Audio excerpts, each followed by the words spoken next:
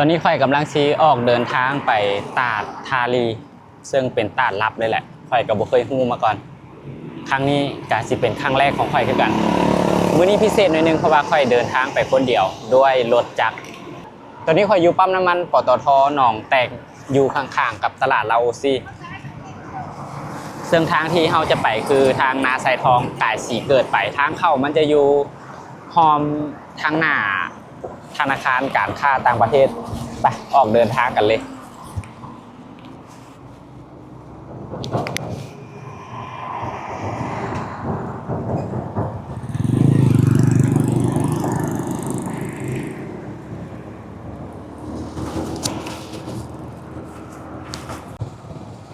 ตอนนี้ค่อยมาฮอดไฟแดงทางด่วนละการเดินทางถ้าว่ามาแต่ในเมืองเลยคือมาแต่ท่าหลวงเลยมันใช้เวลาประมาณ1 ชั่วโมงแต่ว่าค่อยออกมาแต่ปตท.หนองแตงนี่ไปหาตาดก็น่าจะประมาณ20 นาที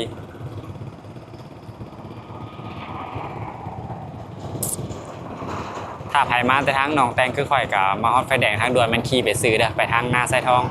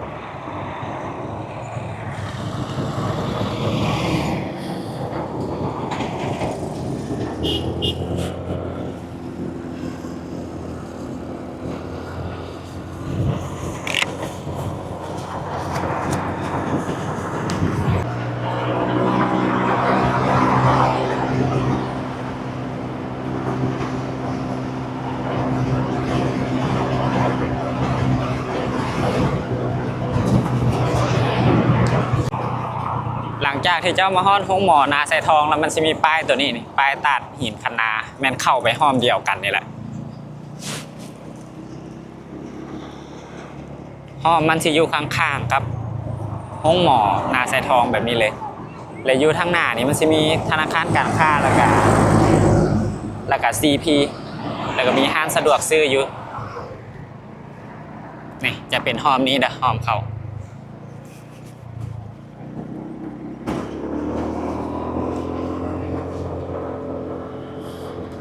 ตอนนี้เข้ามาในฮอมละเราต้องขี่ตรงไปเรื่อยๆเลย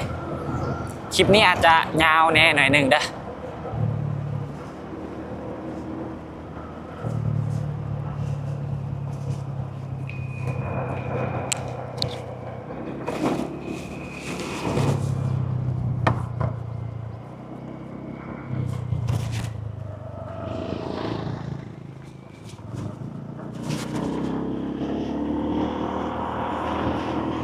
ตอนนี้ค่อยขี่เข้าฮอมาแล้วขออนุญาตโพสต์หมวกโอ้ยฝนตกบัดนี้ฝนตกพวกเจ้า มื้อนี้บ่แม่นมื้อของข่อยเลยฝนตก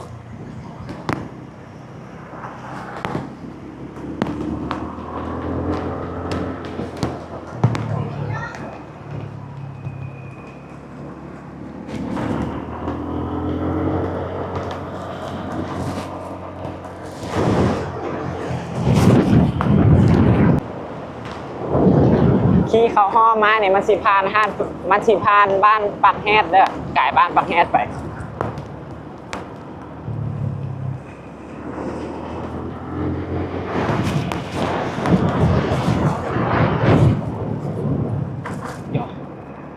ฝนตกตอนนี้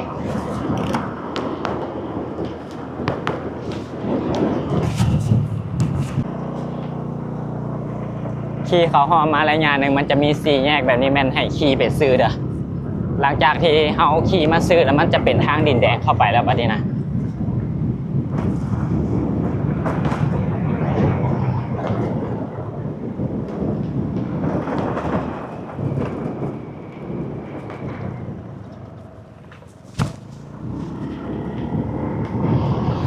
สภาพเส้นทางก็สิเป็นประมาณนี้เลยมีคุมแน่แล้วก็มีทางปลูกยางแน่สลับกันไปโอ้ฝนตกแห้งละคอยต้องได้ซอกบอลลบฝนละตอนนี้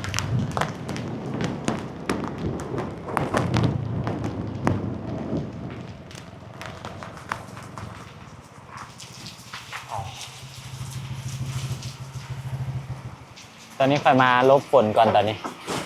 ฝนตกแห้งจอดลบฝนอยู่งาน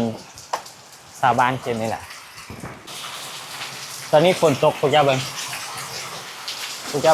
ฝนตกแบบนี้แห้ง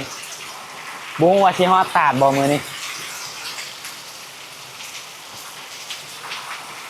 ข้างๆจะมีทงนาวิวงามอยู่นี่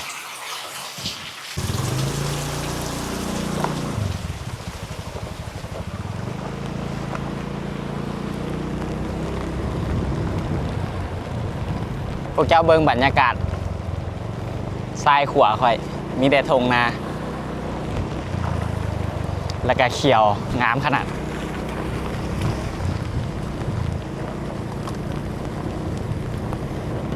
ช่วงนี้เข้ากำลังปงเข้ากำลังเขียวเข้ากำลังงามช่วงนี้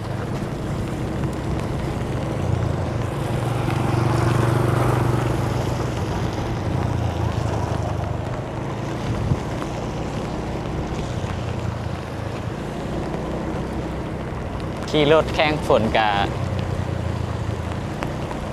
มีความสุขดีอยู่ได้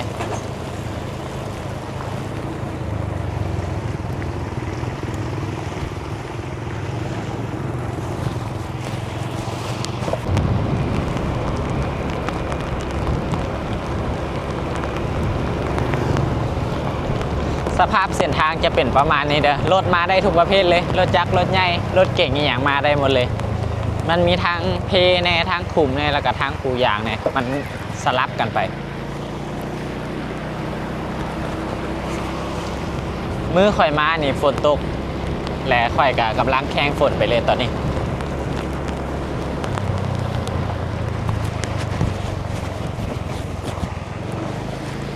อยู่ในห้อมตัวนี้มันจะมี2ตาดคือตาดหินคะนากับตาดทาลีถ้าว่ามีเวลาพอเดี๋ยวข่อยจะพาไปทั้ง2ตาดเลย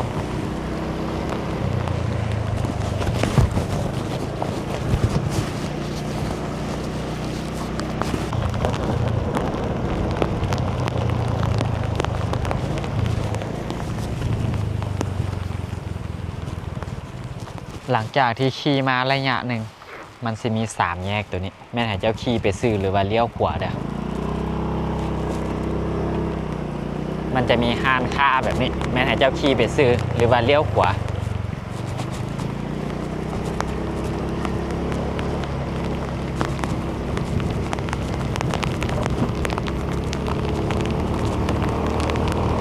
ถามว่าไผ่ฮู้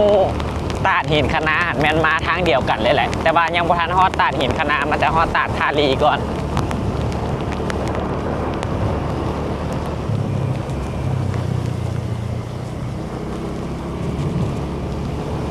ถ้าไผ่มาเมื่อฝนตกสภาพเส้นทางก็สิเป็นประมาณนี้กับเปียกแน่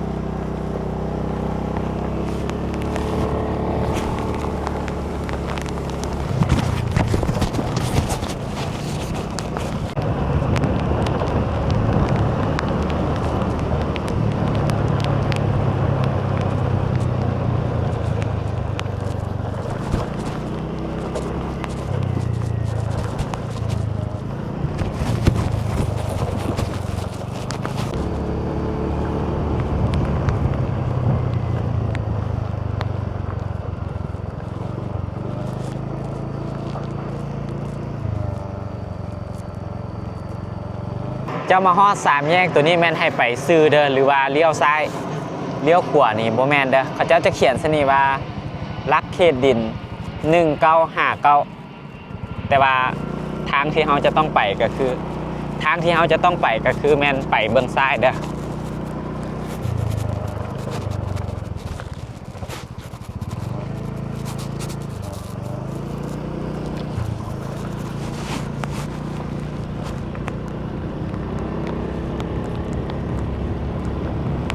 ส่วนตัวทั้งข้างนี่ตัวนี้ค่อยคิดว่าน่าจะเป็นสถานที่ท่องเที่ยวเก่าเพราะมันมีตู้มีอย่างกระเจ้าเห็ดใส่แต่ว่าปัจจุบันนักท่องเที่ยวน่าจะโบมาแล้วก็เลยต้องได้ปิดละ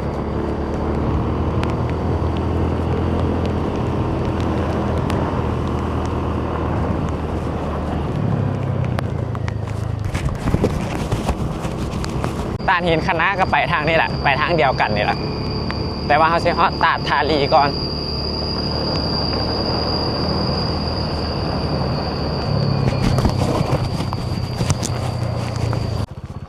มาฮอด3แยกตัวนี้แล้วมันจะมีป้ายเขียนบอกว่าตาดหินคณะนี่มันจะเขียนว่าหินคณะใส่แบบนี้เขาเลี้ยวขวาไปตามป้ายนี้เด้อ แล้วมันจะมีบอลแยกกันอีกอยู่ทางในทางหนึ่งมันจะไปตาดทาลีและอีกทางหนึ่งมันจะไปตาดหินคณะเดี๋ยวฮอดบอลแยกละสิอัปเดตให้อีกบันหนึ่งเด้อตัดภาพไปพูดเลย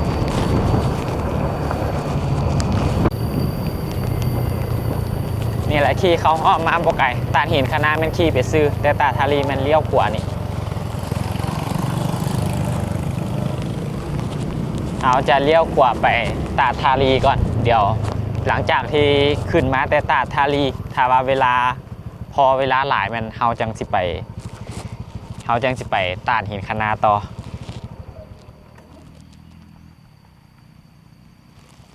หลังจากที่เลี้ยวขวามาแล้วมันจะมี3แยกตัวนี้แม่นให้เลี้ยวขวาอีกเด้อทางบนนี้ถ้าว่าไผ่โบมานี่อาจจะหลงหรือว่ามันอาจจะซอดกันคอยกับโบแน่ใจแต่ว่าคอยหันเบิ่งตามโลเคชั่นมาโลเคชั่นมันบอกให้เลี้ยวขวาเดี๋ยวคอยสิไปทางนี้ก่อน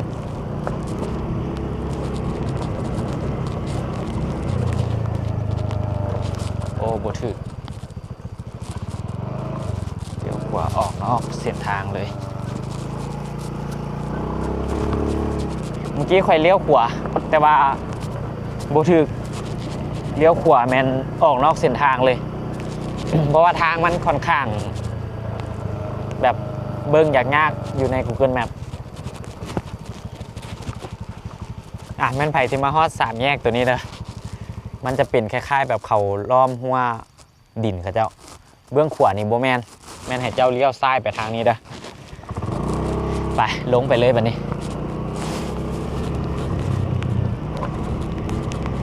นี่ทางลงมันจะเป็นแบบนี้นะรถแม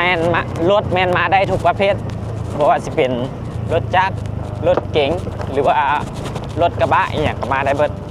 ทางบ่ยากต่างแต่ว่ามันจะเป็นทางดินแดง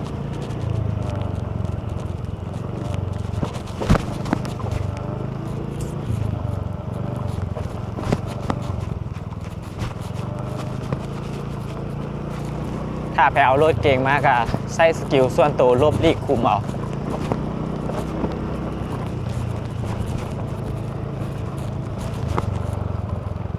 ตอนนี้ค่อยคิดว่าเขาน่าจะเข้ามาเขตของตาดละเพราะว่าเริ่มเห็นตูบละ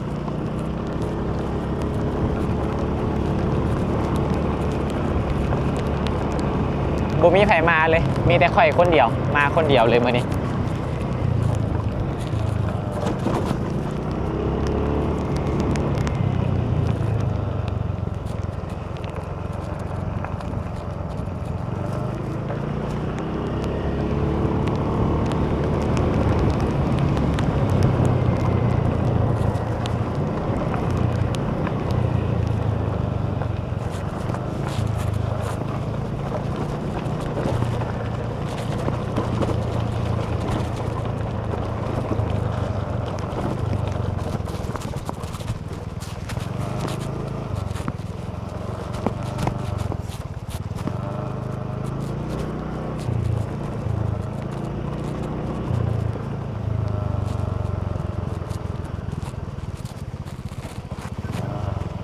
มาเท่านี้มันจะเป็นทางลงภูหน่อยนึงเด้อค่อยคิดว่ารถเก่งน่าจะมีปัญหา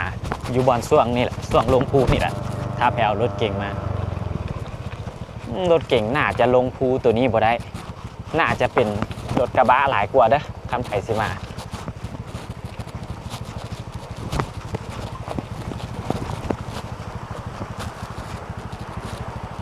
นี่ตอนนี้ค่อยมาฮอดตาดละ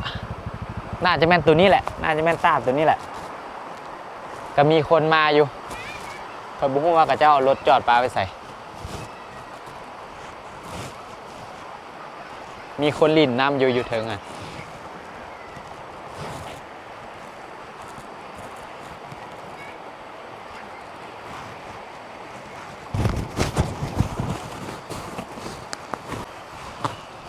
ตัวนี้ค่อยมาฮอดตาดละตัวนี้แมนเอิญว่าตาดทารีตัวนี้มันจะเป็นน้ำน้อยๆแบบนี้ให้เฮาลิ่นน้ำได้ทางลุ่มนี่ก็ลิ่นได้เบิดเลยได้นั่งลิ่นได้เบิดเลยได้ทางลุ่มนี่ลงไปนี่นี่คือแคมน้ำแบบนี้เขาสามารถลงนั่งลิ่นน้ำได้เลยน้ำตื้นเด็กน้อยลิ่นได้บุ้งว่ากระเจ้ารถไว้ใส่เดี๋ยวสิกลับขึ้นไปทางเทิงซอกทางลงทางนั้นเพื่อที่จะลงไปหากระเจ้าลิ่นน้ำทางเทิง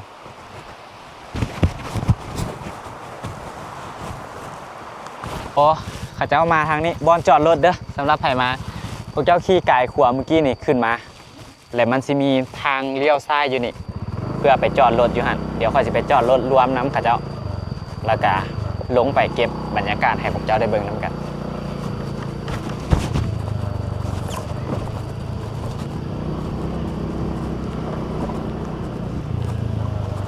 นี่หลายคนข้าเจ้าเอารถมาจอดปลาไว้นี่ตัวนี้ข้าเจ้าน่าจะมาน้ำกันเนี่ยเดี๋ยวค่อยจะลองขึ้นไปทางเทิงบัดหนึ่ง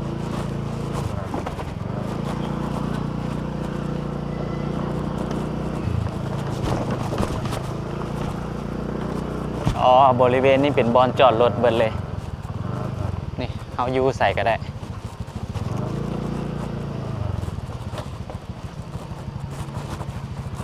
โอ้คนมาหลายอยู่เลยคนมาลิ่นหลายอยู่เดี๋ยวสิลงไปเบิ่งทางลุม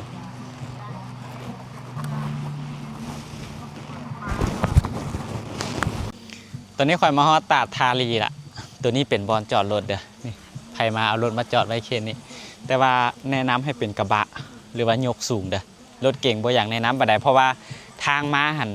มาได้อยู่บ่เป็นหยังแต่ว่าเจ้าอาจจะได้จอดรถไก่หน่อยนึงแล้วก็ยางลงมาเพราะว่าทางลงมาบอลขวามันอยากสั่นแล้วมันคิดว่าพื้นรถน่าจะเถื่อก็เลยมาบ่ได้เป็นรถจักรดีกว่าเด้อแมนมีซื้อวางกันไปแมนทั้ง Facebook ทาง TikTok เข้าใจนี่ตัวนี้เป็นบอลจอดรถเดี๋ยวซี่ย่างลงไปลุม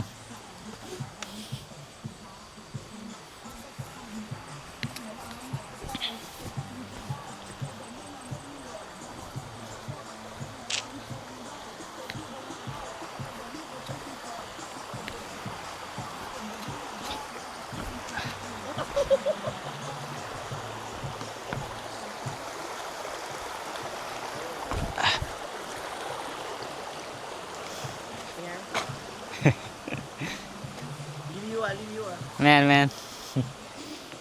ยอดวิวหลายบอลที่ตามชื่อยังว่างกันไปบ้างก็ไปแมนแชร์ว่าเลยรีวิวตอนนี้เนี่ยเลย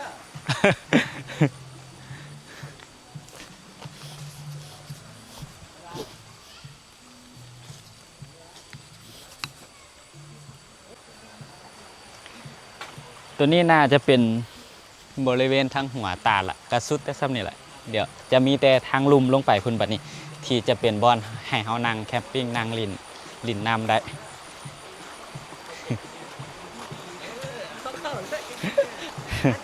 ไอเรามาทำความสะอาดเก็บขี้เหงื่อดีที่จริงเขาคิดว่าเขาเสี่ยวมาอยู่แต่ว่าลืมมื้อนี้มาคนเดียวเนี่ยไอยูเคนนี่ป่ะไอ้ยืนดงหลวงนี่ต้นอาหารโควิดโอ้มาลินตลอดป่ะแต่เขามาแรกเลยโอ้เขาหากระหู้มาครั้งแรกแม่นครั้งแรกเจอไอ้เด็กแล้วบริเวณ อยู่ท่าหลวง ก็เลยเนี่ยคนแก่วะ นนข้อ โอ้ นนข้อหัวขวา เลยเลยบนนี้บนงานไม่ใช่เลยไว้ตกแต่งสัมภาษณ์ไอ้หนอสัมภาษณ์นั่นแหละพอแล้วกินเบียร์ว่าต้องสัมภาษณ์ ส่วนหลายเขาเจ้ามาลินฮอดแต่อันบอลเตนี่ไปหาขวานบ่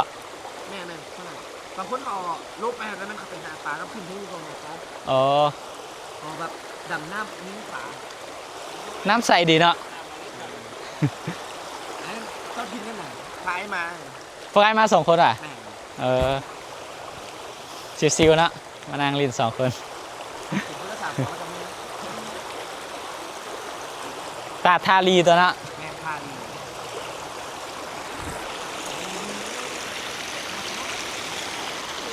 ตอนนี้เขาอยู่ตาดทาลีเมืองนาไซทองนครหลวงเวียงจันทร์บรรยากาศดีอยู่ได้อยู่นี่ช่วงนี้คนยังบ่ค่อยมาหลายปานใดคิดว่าน่าจะเป็นวันเสาร์วันอาทิตย์นี่คนน่าจะมาหลายอยู่นี่บรรยากาศจะเป็นประมาณนี้เลยนี่จะเป็นประมาณนี้มีบอลให้เฮานั่งแคมปิ้งหลายอยู่น้ำนี่ใสขนาดเลยปกติฝนตกแบบนี้หันบางบอลน้ำจะขุ่นแต่ว่าอยู่นี่ยังใสอยู่ก็มานั่งลินได้เด็กน้อยผู้ใหญ่มาได้เบิดเด็กน้อยลินน้ำได้เพราะว่าน้ำบ่เลิกปานใดน้ำตื้นเดี๋ยวสิพาเลาะเบิ่งบรรยากาศอยู่นี่เด้อมันอาจจะบ่มีเนื้อที่หลายปานใดแต่ว่ามันบรรยากาศดีนี่เดี๋ยวสิพายางเลาะลงไปทางลุมเด้อ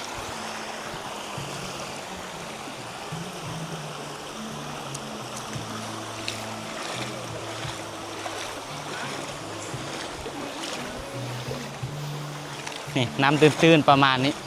น้ำก็ไหลบ่แห้งนางลินได้เลยสะดวกบ่อนใดก็นางลินได้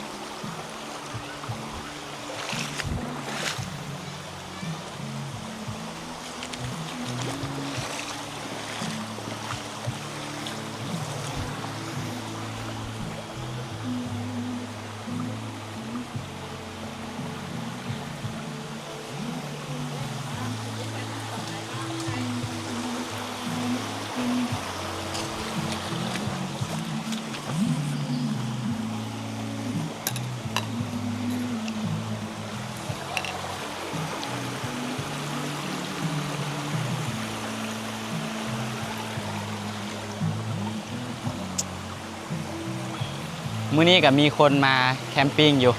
แต่ว่าบ่หลายปานใดแต่มันเป็นตาดน้อยๆเฮามาประมาณ10 ปลายคนเฮาก็สามารถเบิ่งแหนมเห็นกันได้เบิดเลยเดี๋ยวสิพายางลงไปลุ่มเด้อและหลังจากขึ้นมาแล้วจังสิลองลีนน้ำเบิ่ง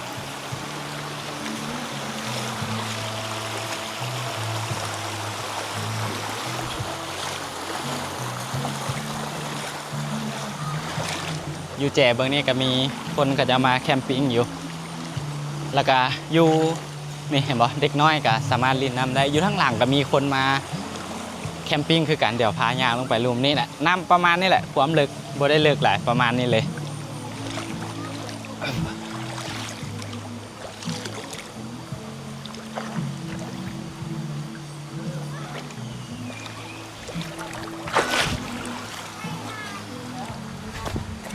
นี่คือบอลจังสิเราสามารถนั่งแคมปิ้งได้เบิดเลยเห็นบ่มันจะมีบอลแคมปิ้งอยู่แคมน้ำแบบนี้มันจะมีบอลแคมปิ้งอยู่แคมน้ำแบบนี้คล้ายๆคือ เหมาะสมขนาดบอลแคมปิ้งนี่บอลนางลินจะเป็นประมาณนี้เลยเหมาะสมที่สุดอากาศเย็นดีได้อยู่นี่โฮมเบิร์ดมีต้นไม้แบบนี้อยู่2 ข้างของตาดนี้เลยมันโบแมนตาดใหญ่มันเป็นตาดแบบคล้ายๆน้ำคล้ายๆห้วยน้อยๆคืออยู่ข้างหลังค่อยนี่แล้วเราสามารถลินน้ำได้คนที่มีลูกน้อยนี่เหมาะสมเลยเพราะว่าน้ำมันบ่เลิกน้ำมันบ่แห้งบรรยากาศดีอยู่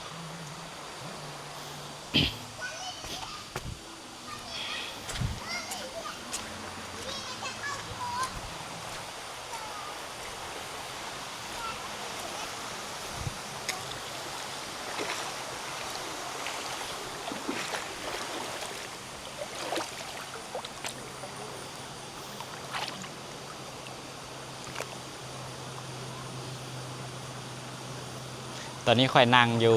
กลางตาดเลย มันบ่ได้แมนตาดใหญ่แล้วก็บ่แมนน้ำมันก็บ่ได้ใหญ่แล้วก็บ่ได้ลึกมันเป็นคล้ายๆห้วยน้อยๆให้เฮาได้มานั่งแคมปิ้งการเดินทางก็ใช้เวลาเพียงแต่ถ้ามาแต่ทางท่าหลวงก็ประมาณชั่วโมงนึงถ้าว่ามาซ้ำแถวหนองแตงมานี่ก็ประมาณ20นาทีบรรยากาศดีเงียบสงบดีอยู่นี่แต่ว่าไผมาก็แนะนำให้รักษาความสะอาดช่วยกันหน่อยนึงเด้อนี่มันจะเป็นน้ำน้อยๆแบบนี้อยู่ทั้งหน้าข่อยเด็กน้อยกับเจ้ากะนางลินคือกันกับเจ้ากะลินน้ำคือกัน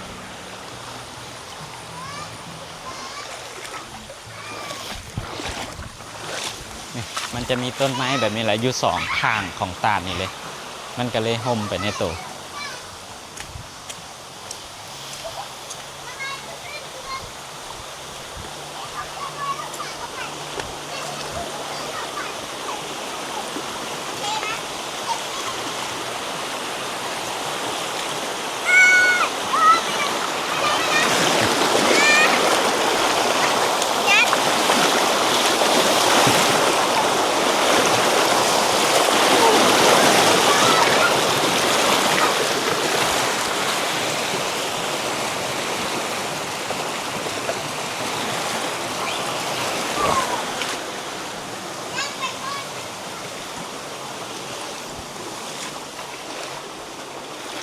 ประมาณนี้ตอนนี้ค่อยย่างมา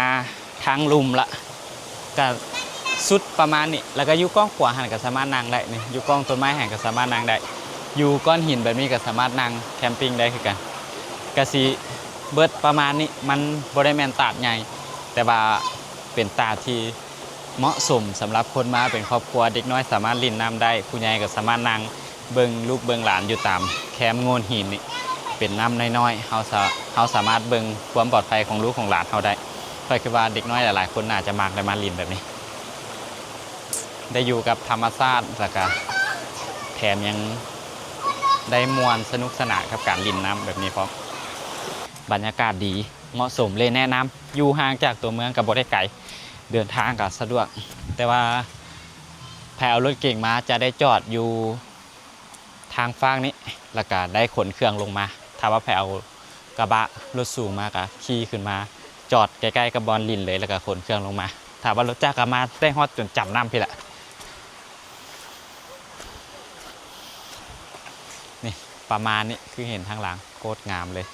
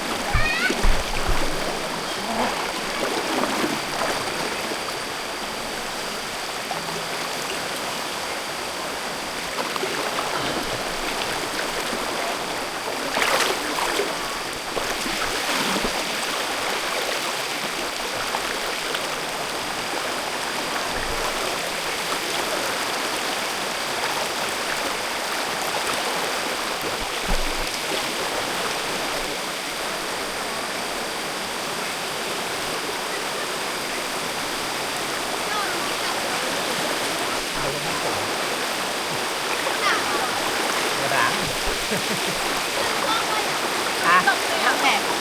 วางกับไป บ้างกันไป วางกับไป บ้างกันไป เจอเฟซบุ๊ก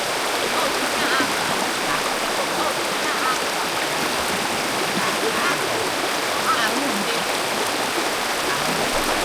หลายคน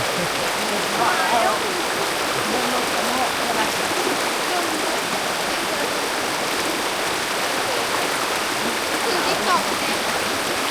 ชอบการเนี่ยถ้าแบบได้ลิงบ้านนี้เก่งกว่าเล่นตลอด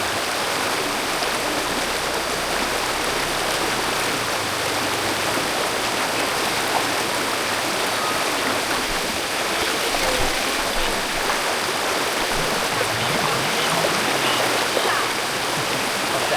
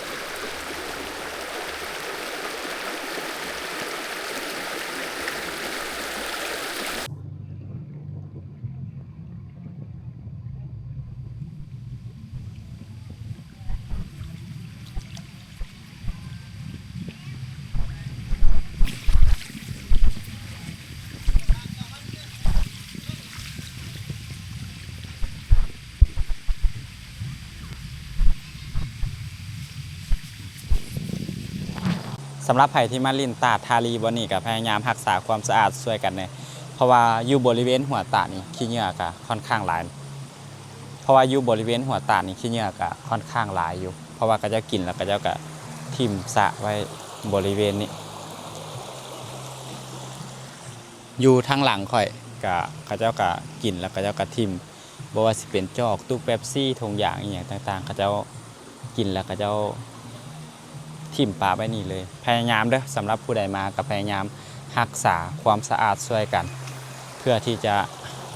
มีตาดแบบนี้ให้เฮาได้มานั่งแคมปิ้งได้มาลิ่นน้ำแบบนี้ไปดนๆไปเดี๋ยวบัดนี้ข่อยสิพาพวกเจ้าออกไปตาดหินคันนาเด้อเพราะว่าข่อยก็ลิ่นน้ำอยู่ตาดทารีนี่ก็ดนพอสมควรละบัดนี้สิออกไปตาดหินคันนาเพราะว่าเวลายังเหลืออยู่อีกประมาณ1ชั่วโมงตอนนี้เวลาประมาณ4โมงละก็พอดีออกไปหาแล้วก็พอดี5โมงแล้วก็พอดีข่อยก็สิกลับเลยไปออกไปกันเลยบัดนี้ตอนนี้ข่อยอยู่ตาดทารีและกำลังสิออกไปตาดหินคันนาไปเดี๋ยวเราออกเดินทางไปพุ่นต่อกันเลย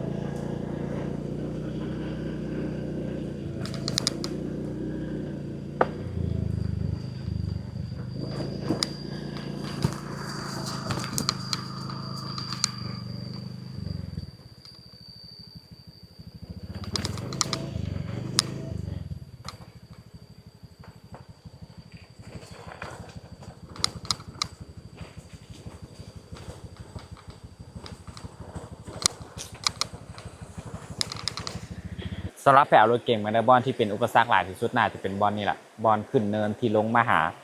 ขวานี่แหละบอลนี้รถเก่งน่าจะลงบ่ได้เพราะว่าเบิ่งจากสภาพแล้วก็สมควรอยู่มีแต่กระบะลงมาได้กระบะถ้าว่าเป็นรถจ้างนี่เอาไปจอดอยู่ข้างๆบอลที่เจ้าแคมปิ้งได้เลย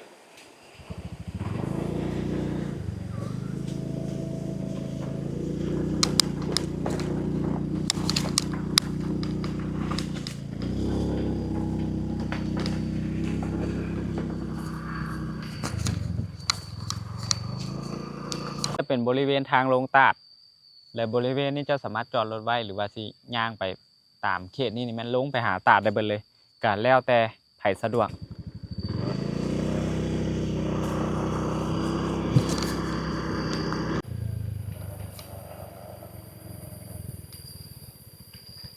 ถ้าว่ามาแต่ทางตาดทารีขี่ขึ้นมาแล้วแม่น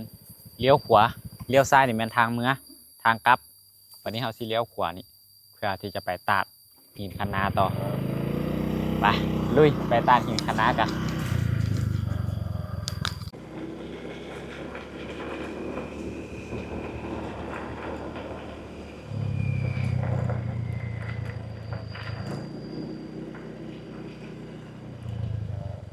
มาฮอดนี่มันสิมี3แยกและเขาเจ้าสิมีป้ายเขียนใส่นี่เขาเจ้าสิมีป้ายเขียนบอกว่านำตกตาดห้วยหินคะนาก็สิเป็นประมาณนี้แล้วเขาก็เลี้ยวขวาเด้อมาฮอดนี่ไปกันเลย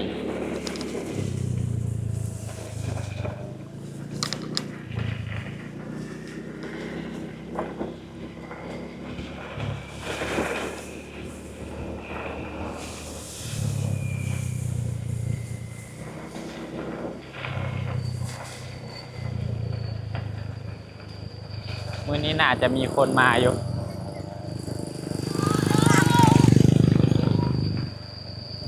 ตาดหินคะนานี่คนมาหลายเด้อมาฮอดนี่ถือว่าเป็นมาฮอดนี่แม่นถือว่ามาฮอดละมีขวาข้ามได้อยู่นี่ตาดหินคะนานี่มีขวาข้ามแบบนี้ขี่ลงภูมาหน่อยหนึ่งตาดทารีหันแมนยูลุมตาดหินคะนานี่ไป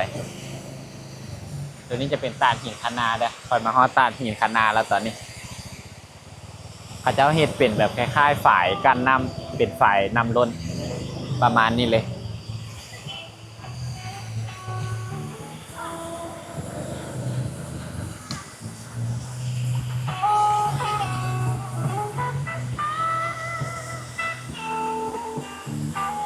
ตัวนี้เป็นบอลลินน้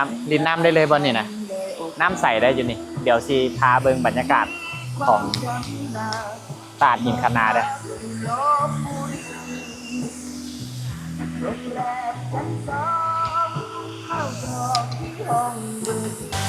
ตอนนี้คอยอยู่ตาดหินคะนาเป็นตาดที่ค่อยกับหาก็เคยมาครั้งแรกคือกันค่อยกับบุมีภาพในหัวเลยว่าตอนมาตาดแห่งนี้มันสิเป็นยังไงและก็มาเห็นแล้วมันจะเป็นคล้ายๆแบบฝ่ายที่ก็จะเหตุการณ์นำนี่จะเป็นประมาณนี้จะเป็นฝ่ายคือที่เห็นอยู่ทั้งหลังคนนี้เลยแล้วก็อยู่ทางเทิงพร้อมอยู่ทางเทิงก็เจ้ากระเทศเป็นคล้ายๆเป็นฝ่ายคือกันคล้ายๆเป็นฝ่ายแล้วก็ให้น้ำไหลลงมาคล้ายๆฝ่ายน้ำล้นนะจะเป็นประมาณนี้จะมีอยู่1 2จะมีอยู่3ขั้นที่ก็จะเฮ็ดเป็นคล้ายๆเป็นฝ่ายน้ำล้นตัวที่ค่อยอยู่นี่ตัวนี้จะเป็นบอลที่อยู่ทางกลางบอลที่อยู่ทางกลางของตาดแล้วมันจะมีอยู่เทิงพุ่นแล้วก็เจ้าเฮ็ดขวาใส่ทางเทิงพุ่นแน่แล้วก็เฮ็ดขวาใส่ทั้งลุ่มนี่แน่ขวาทั้งลุ่มนี่แม่นเฮาสามารถขี่รถข้ามขวาตัวนี้มาแล้วรถมาจอดอยู่นี่ก็ได้นี่มาจอดอยู่แคมน้ำแบบนี้ได้เลยหรือว่าเฮาสิจอดทางฟากทางเทิงพุ่นก็ได้และยูบอนนี่หันแมนเขาเจ้าจะเฮ็ดเป็นตูบให้นี่เป็นตูบเลี้ยนตามแคมน้ำนี่แหละ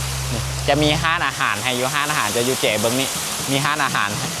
ก็ขายพวกขนมขายเครื่องดื่มเอียงอะไรแล้วก็มีตูบเบิ้เลยบริเวณนี้มีตูบให้ทั้งหมดเดี๋ยวเจ้านายสิพาย่างขึ้นไปเลาะเบิ้งว่าตูบเป็นลักษณะแบบใดก็มือที่ข่อยมานี่ก็มีคนมาแคมปิ้งอยู่คือพวกไอ้ทั้งหลังข่อยก็เจ้าก็มาแคมปิ้งเขาเจ้าก็เอาตัวต่างมานั่งแคมปิ้งกินเข้าอยู่แคมน้ำแบบนี้เลยอยู่นี่หันจะมีคนเฝ้าบริการอยู่เด้ออยู่นี่จะเป็นประมาณนี้ตาม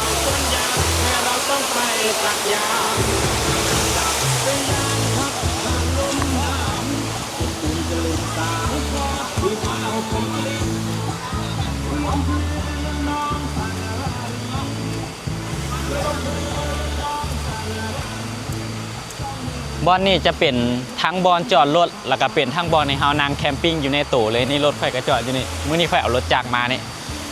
แล้วก็รถพวกไอ้เขาเจ้าก็จอดไว้แบบนี้เลยนี่ตัวนี้จะเป็นทางลงตัวนี้จะเป็นทางลงมานี่มันจะเป็นขวามาแบบนี้ตั้งแต่คาขวานี่ไปนี่แมนจะแมนบอลลิ่นน้ำละมันจะเป็น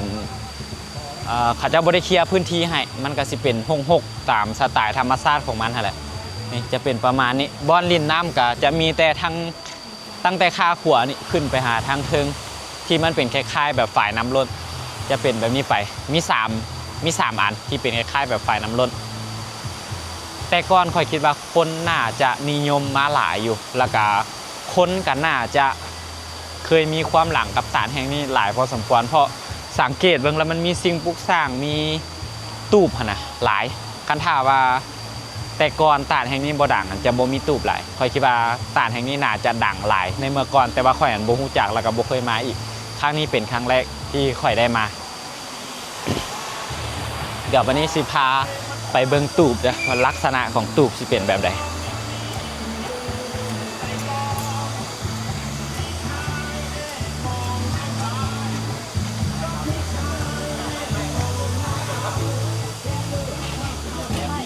ตัวนี้จะเป็นร้านอาหารที่ก็จะบริการอยู่นี่ก็จะมีปิ้งออกปิ้งเอ็นมีต่ำมีอย่างอะไรยูนี่ฮะแม่ก็จะก่อสร้างแบบนี้ให้จะบ่ค่อยเป็นธรรมชาติแบบ 100% จะบ่ค่อยเป็นธรรมชาติแบบ 100% จะมีสิ่งปลูกสร้างอำนวยความสะดวกให้ค่อนข้างหลายนี่จะเป็นแบบนี้นี่จะเป็นตูบมันจะเป็นแบบนี้นี่ตัวนี้จะเป็นลักษณะของตูบเด้อจะบ่ได้มีโต๊ะมีตังให้แมนเฮาต้องได้เอามาเองมีเพียงแต่ตูบแบบนี้ให้ถ้าว่าใครเอาโต๊ะเอาตังมาเองแมนข่อยคิดว่าเฮาไปนั่งอยู่แคมป์น้ำจะดีกว่าข่อยก็บ่แน่ใจว่าถ้าว่าเฮามาแล้วก็จะมีบริการโต๊ะตังให้เฮาบ่ตัวนี้ข่อยก็บ่แน่ใจคือกัน เดี๋ยวพามาเบิ่งทางนี้ตัวนี้จะเป็นบริเวณของตูบทั้งหมดเลยอยู่หันก็จะเป็นน้ำ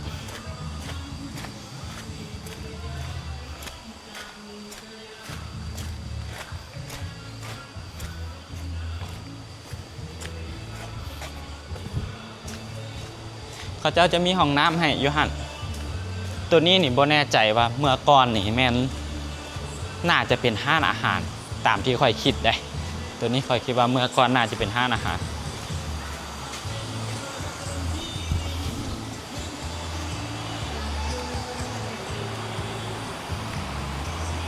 จะเป็นประมาณนี้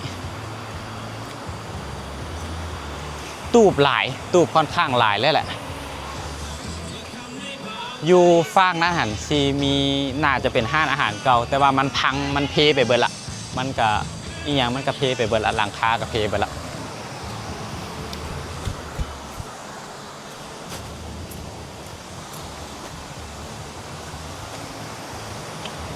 ทั้งหลังคอยนี่ซีเมนต์ตูบหมดเลยเขาเจ้าซีเมนต์ตูบใส่ตามแคมน้ำมาแบบนี้เลยเดี๋ยวคอยพามาเบื้องฝ่าย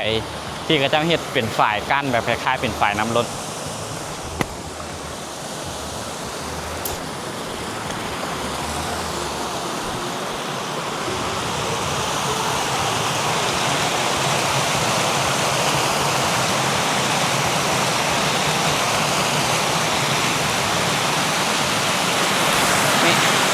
มันจะเป็นฝ่ายแบบนี้นะแล้วก็อยู่ทั้งหลังคอยหันแมนจะเป็นขวาให้เฮายางข้ามไปข้ามมาระวังสองฝาก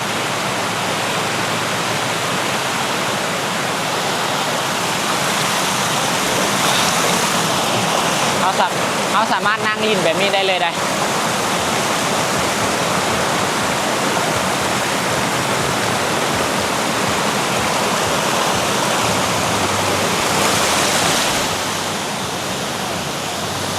ทั้งหลังคอยนี่จะเป็นแบบคล้ายๆฝ่ายที่กระเจ้าเฮ็ดขึ้นเพื่อกักเก็บน้ำรักษาปริมาณน้ำในยามแล้งและมันจะเป็นฝ่ายน้ำล้นถ้าว่า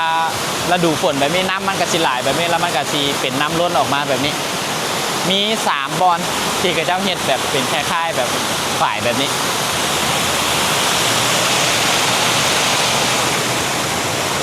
กางามอยู่คอยมากไรบอลนี่ตัวนี้จะเป็นคล้ายๆหนองใหญ่เลยแต่จะเห็นฝ่ายกันอยู่ทางรูมันแล้วมันก็สิไหลลงแบบตัวนี้แหละที่ค่อยทายไปต้นคลิปนั้น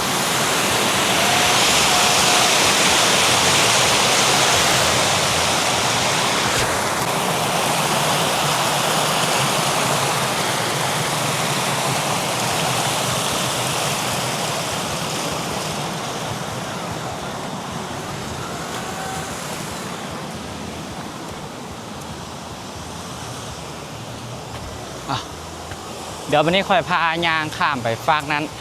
ว่ามันเป็นอะไร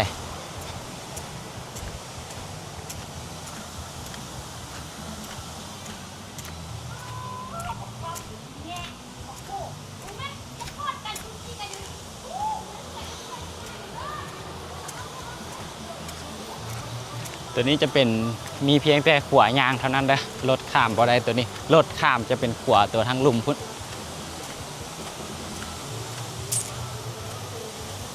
กับเป็นตูบคือกันบ่ได้แตกต่างกันปานใด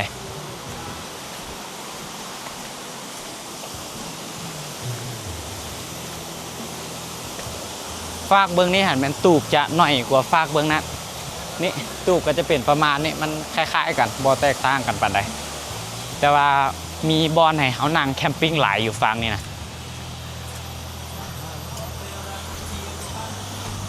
นี่คือแบบนี้เหมาะสมได้แคมปิ้งนั่งอยู่กับแคมน้ำแบบนี้เหมาะสมดีฝั่งนี้ก็จะเป็นประมาณนี้คนบ่ค่อยมาละเดี๋ยวนี้เพราะว่าฝั่งนี้ก็หญ้าก็ขึ้นเต็มเบิดตัวห้านอาหารตัวนี้ก็เทเบิดละก็ประมาณนี้ถ้าใครอยากมาก็มาได้มาลิ่นน้ำช่วงนี้มันก็น้ำก็หลายอยู่แต่ว่าน้ำบ่ได้ขุ่นได้น้ำใสได้อยู่นี่น้ำใสดีอยู่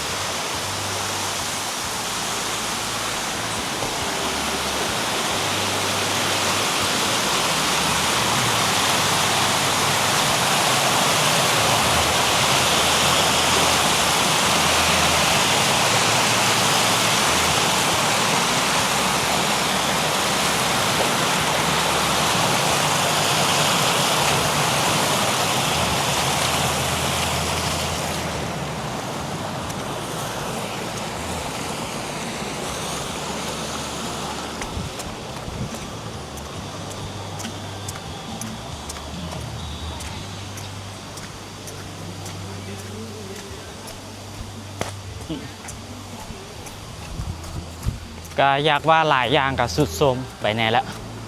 ตามการเวลาที่บ่ค่อยมีคนมาแล้วก็การบูรณะกับบ่ค่อยปานใด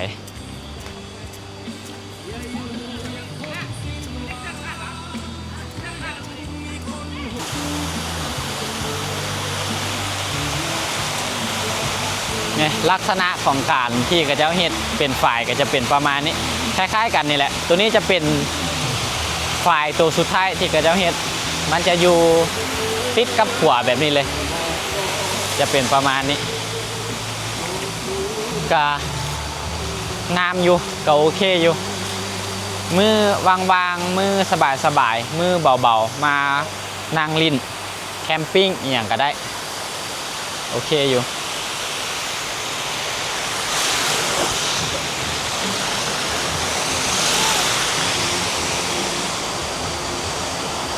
จะเป็นประมาณนี้เขาสามารถย่างไปแจได้ก็ได้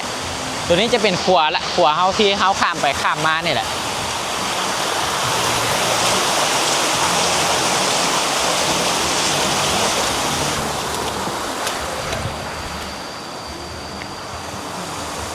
ตัวนี้จะเป็นขวาที่เขาข้ามไปข้ามมาสามารถแคมปิ้งได้เมื่ออยู่แจตามพวกนี้แล้วแต่เขามักนี่มาห้อนี่กับเบิร์ดละสุดละไปค่านี่ไปแล้วมันก็เป็นป่าเป็นตึบตามธรรมชาติของมันฮะ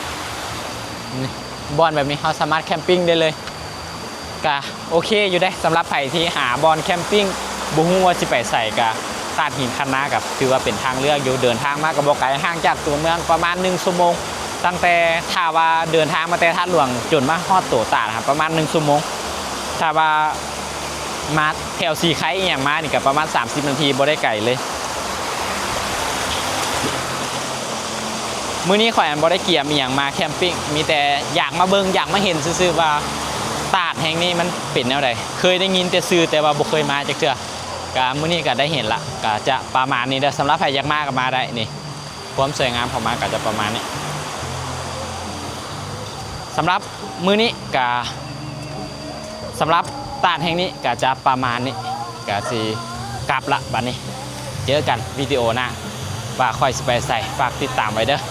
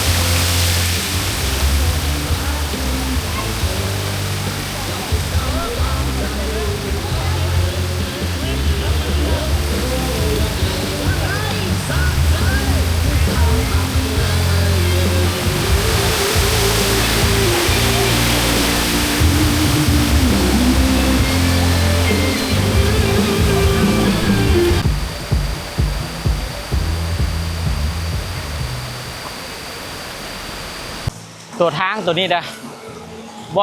บอนที่ค่อยอยู่นี่บอนที่ค่อยยืนอยู่นี่ที่อยู่ข้างขวานี่บอนนี่แมนเขาเจ้าให้รถใหญ่ข้ามไปข้ามมาถ้าพี่ค่อยคิดว่ารถใหญ่ก็ข้ามขวาแต่ที่จริงบ่แมน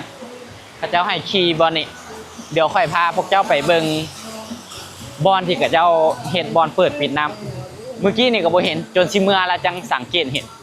มันจะมีบอนเปิดปิดน้ำอยู่พาเพียงอยู่แต่ตุ่มนั่งเที่ยวเพียงแต่สาวใส่บุญเสื้อยืดระหว่างพบเมาอยู่กันชาติ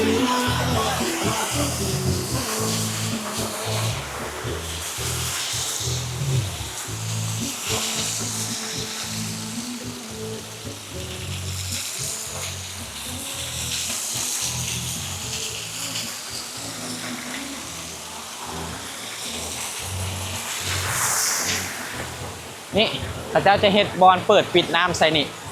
เวลาน้ำหน่อยก็เขาเจ้าก็สิเปิดตัวนี้ให้น้ำมันระบายลงไปหน่อยนึงมันจะมีอยู่2บอล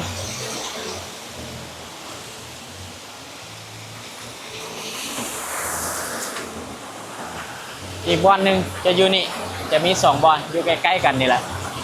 แล้วก็ส่วนตัวที่มันเป็นเขาเจ้าเฮ็ดแบบนี้เป็นขนาดน้อยมันจะบ่มีเขาจะปล่อยให้น้ำมันล้นลงไปเลยแล้วก็อยู่ทั้งเทิงกับบ่มีแต่ตัวใหญ่ที่อยู่ทั้งกลางนี่แหละที่เขาเจ้าเฮ็ดบอลเปิดปิดน้ำใส่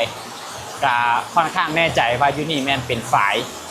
ที่เขาเจ้าน่าจะกักเก็บน้ำไว้เข้าในการเกษตรของประชาชนอยู่เขตนี้แหละก็น่าจะเป็นแบบนั้นก็เลยกลายเป็นตาดเป็นบอลลิ่นให้ประชาชนเขตนี้ในตู่เลยมาลิ่นน้ำแน่อยู่กับธรรมชาติแบบนี้แน่ก็